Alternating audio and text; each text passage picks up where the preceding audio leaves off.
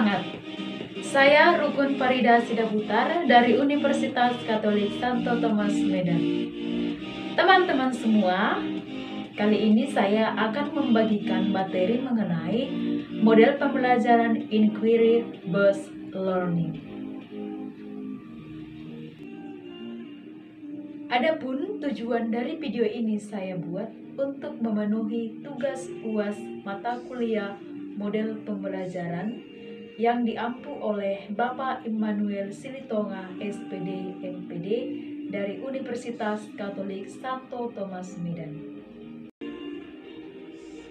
Yang pertama, model Inquiry-Based Learning adalah model yang mengajak seluruh peserta didik untuk mampu memecahkan masalah dan menemukan solusi untuk masalah tersebut. Kata inquiry berasal dari bahasa Inggris yang artinya menyelidiki suatu masalah. Dari beberapa pendapat di atas dikatakan bahwa model pembelajaran inquiry adalah proses mendefinisikan dan menyelesaikan masalah-masalah, kemudian merumuskan hipotesis, merancang eksperimen, menemukan data, dan menggambarkan kesimpulan masalah-masalah tersebut. Nah, teman-teman semua, model pembelajaran Inquiry-Based Learning ini memicu seluruh peserta didik untuk menemukan jawaban dari masalah yang sedang ditemui. Jadi, seluruh peserta didik terlibat baik secara fisik dan mental untuk dapat menemukan jawaban dari topik masalah tersebut. Nah, teman-teman semua, karakteristik dari model ini ialah strategi inquiry lebih menekankan kepada aktivitas siswa secara maksimal untuk mencari dan menemukan. Artinya, strategi inquiry menempatkan siswa sebagai subjek dari belajar tersebut. Selain itu, seluruh aktivitas yang dilakukan siswa itu selain mencari dan menemukan akan ditempatkan dengan baik, di mana guru bukan sebagai sumber belajar, akan tetapi sebagai fasilitator dan motivator belajar siswa. Nah, tujuan dari penggunaan strategi pembelajaran inquiry adalah mengembangkan kemampuan berpikir secara sistematis, logis, dan kritis. Jadi, berdasarkan dari karakteristik model Inquiry-Based Learning ini, ada strategi yang harus kita terapkan dalam mengembangkan model pembelajaran ini. Yang pertama itu, siswa dapat menemukan sendiri jawaban dari suatu permasalahan yang ingin dipecahkan. Nah, yang kedua, bahan pelajaran yang akan diajarkan tidak berbentuk fakta atau konsep yang sudah jadi.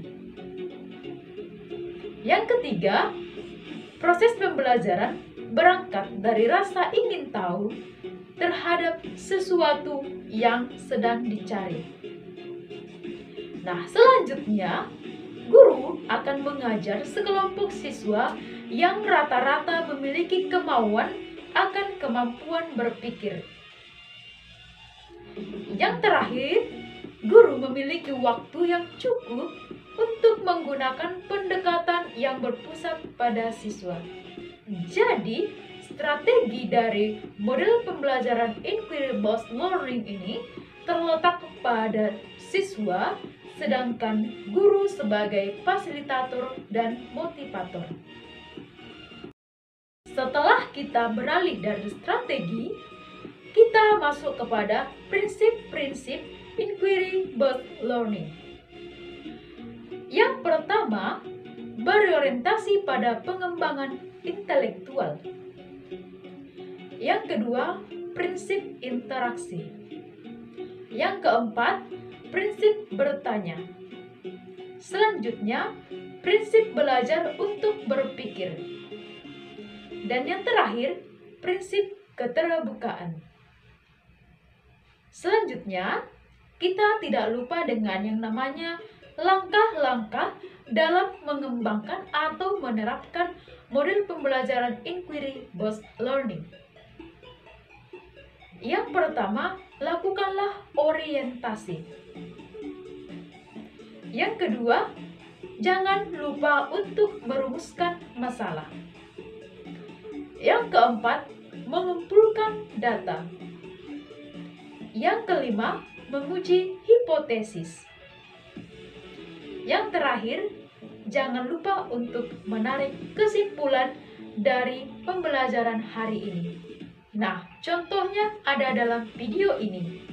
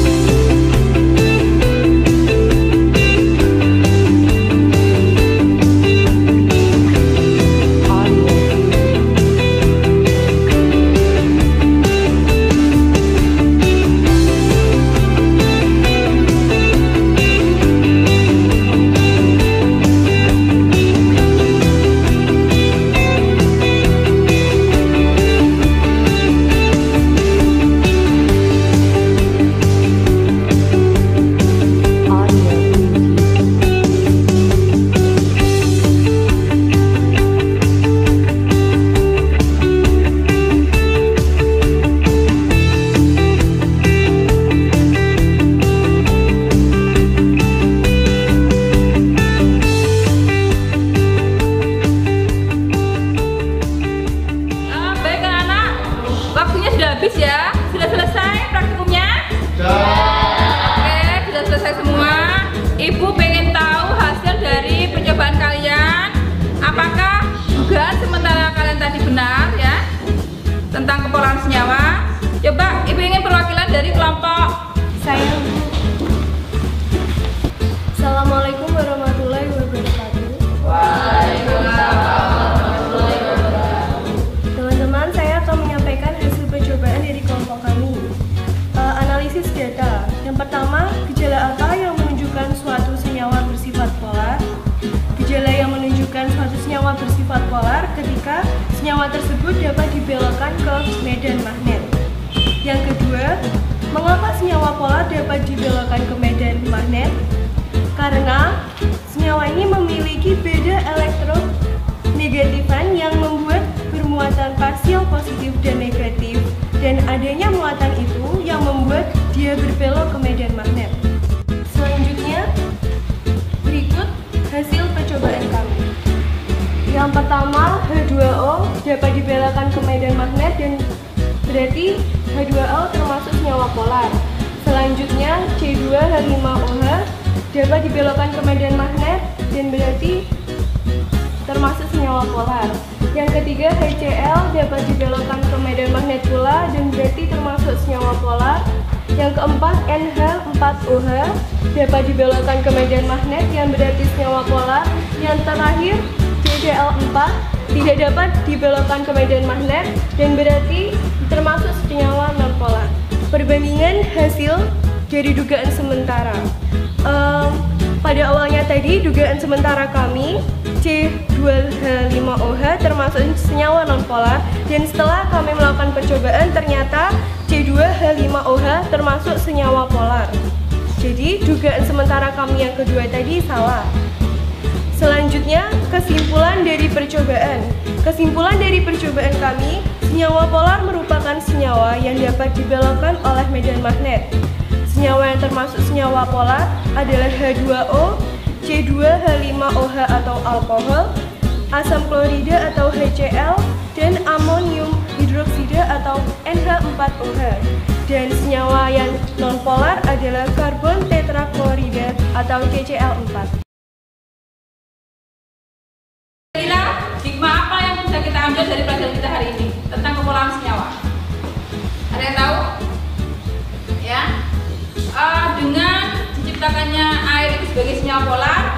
banyak sekali manfaat yang kita peroleh dari air. Misalnya apa? Ada yang tahu? Manfaat air? Untuk minum, kemudian untuk apa? Ya, untuk mandi, untuk melakukan obat, kan ya. Begitu besarnya ciptaan Tuhan ya, terutama air, maka alangkah baiknya kita harus mensyukuri nikmat itu dengan cara bagaimana? Bagaimana cara kita mensyukurinya? Menghemat penggunaan air, ya, gitu ya. Oke, sudah bagus semuanya. Teman-teman semua, Goulot tahun 2005 mengatakan bahwa inquiry tidak hanya mengembangkan kemampuan intelektual, tetapi seluruh potensi yang ada, termasuk pengembangan emosional dan keterampilan inquiry, merupakan suatu proses yang bermula dari merumuskan masalah, merumuskan hipotesis, mengumpulkan data, menganalisis data, dan membuat kesimpulan. Jadi teman-teman, model ini juga ada kalanya memiliki kelebihan dan kelemahan. Kelebihan yang pertama menurut Rostiah tahun 2001 halaman 76 sampai dengan 77. Yang pertama, dapat membentuk dan mengembangkan konsep pada diri siswa sehingga siswa dapat mengerti tentang konsep dasar dan ide-ide yang lebih baik. Nah, yang kedua, beliau mengatakan bahwa kelebihan model ini akan membantu siswa dalam mengembangkan ingatan dan transfer pada situasi proses belajar yang baru. Yang ketiga, mendorong siswa berpikir dan bekerja atas inisiatifnya sendiri, bersikap objektif, jujur, dan terbuka. Nah, yang terakhir, mendorong siswa untuk berpikir intuitif dan merumuskan hipotesisnya sendiri. Kemudian, memberikan kepuasan yang bersifat intrinsik. Nah, situasi proses belajar menjadi merangsang. Kemudian, dapat mengembangkan bakat atau kecakapan individu. Selanjutnya, memberi kebebasan siswa untuk belajar sendiri. Kemudian, siswa dapat menghindari dari cara-cara belajar yang tradisional. Jadi, sistem pembelajaran yang tradisional perlahan-lahan akan semakin tertinggal. Kemudian, dapat memberikan waktu pada siswa secukupnya sehingga mereka dapat mengasimilasi dan mengakomodasi informasi yang terdapat di dalamnya. Nah, teman-teman semua, di samping dari kelebihan model inquiry-based learning ini, ada juga yang disebut dengan kekurangan. Yang pertama, kekurangan dari model pembelajaran ini ialah diharuskan adanya kesiapan mental dari setiap peserta didik. Sehingga ketika merumuskan masalah atau terjun langsung ke lapangan, siswa mampu menghadapinya dengan kekuatan fisik dan mental yang terdapat dalam dirinya. Yang kedua, perlu adanya proses penyesuaian atau adaptasi dari metode tradisional ke pendekatan ini. Jadi, sebelum menerapkan model pembelajaran inquiry-based learning, yang artinya penyelidikan, siswa terlebih dahulu harus dilatih secara keseluruhan. Teman-teman semua, demikianlah yang bisa saya presentasikan pada hari ini. Semoga apa yang saya jelaskan mampu kita terapkan dalam kehidupan sehari-hari kita. Model ini banyak memberikan pelajaran kepada kita bagaimana cara kita untuk menganalisis sebuah masalah atau menyelidiki sebuah kejadian sehingga kita tidak mudah menyalahkan satu sama dengan yang lain. Akan tetapi, dalam menerapkan model ini, jangan lupa untuk kembali kepada karakteristik dari model tersebut. Dan selalu ingatlah kelebihan dari model ini, sehingga ketika menerapkannya tidak terdapat kesalahan yang terjadi. Sekian dan terima kasih. Semoga bermanfaat.